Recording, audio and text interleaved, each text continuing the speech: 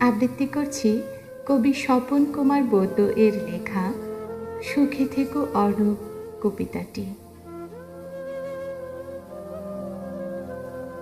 অর্ণব, সেদিন প্ল্যাটফর্মে দূর থেকে তোমাকে দেখে চিনতে পারি।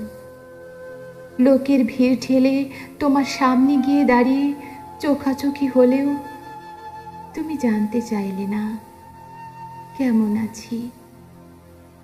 তুমি আর সেই আগের অর্ণব নেই।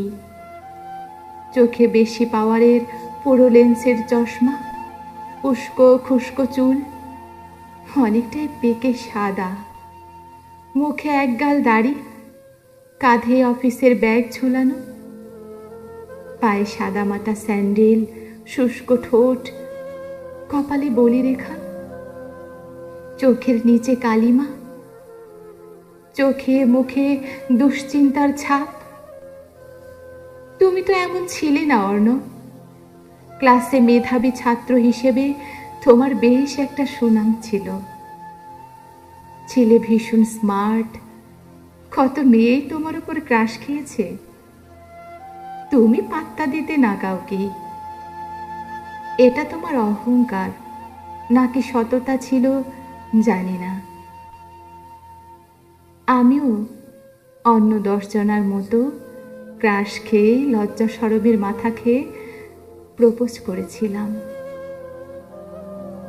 তুমি আকপাস না ভেবেই সায় দিয়েছিলে। ভীষণ গর্ব হয়েছিল আমার। সহপাঠী মেয়েরা রীতিমতো ঈর্ষা করতে শুরু করেছিল আমাকে।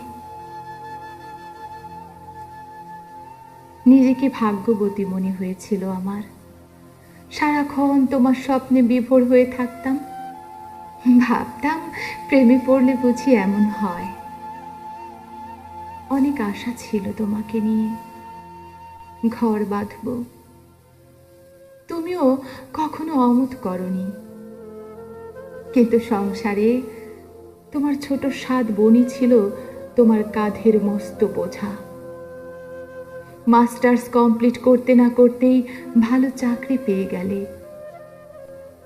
তোমার মাঝে এক অদ্ভুত পরিবর্তন দেখতে পেলাম। তুমি আগের মতো আর আমার কোনো কিছুতেই সাড়া দাও না। এক সময় আমার জীবন থেকে হারিয়ে গেলে। এতদিন পর তোমার চোখাচোখি হলেও জানতে চাইলে না কেমন আছি। আমিও গরজ করে জানতে চাইলাম না। তবে মনে হলো সংসার জীবনে তুমি হয়তো সুখী নও। তোমার ভালো চাকরিটাও মনে হয় খুইয়েছ।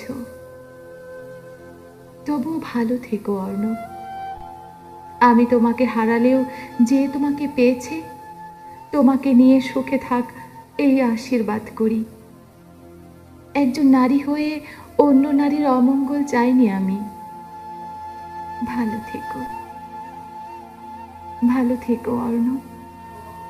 তোমাকে সুখী মনে না হলেও সুখে থেকো, সুখে থেকো অর্ণব, সুখে থেকো।